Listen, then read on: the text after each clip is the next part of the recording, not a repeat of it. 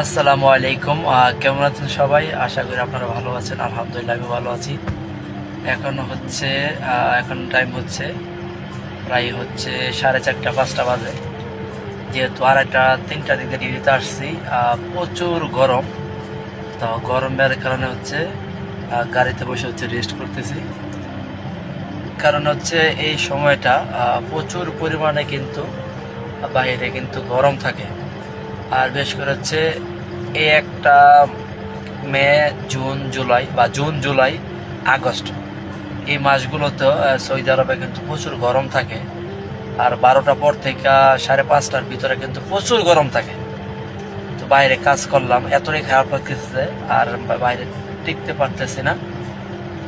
তো এখন চলে আসলাম গাড়িতে একটু ঠান্ডা হওয়ার জন্য। আসলে বলদিয়ার লাইনে যারা কাজ করে, বলদিয়াতে যারা কাজ করে আসলে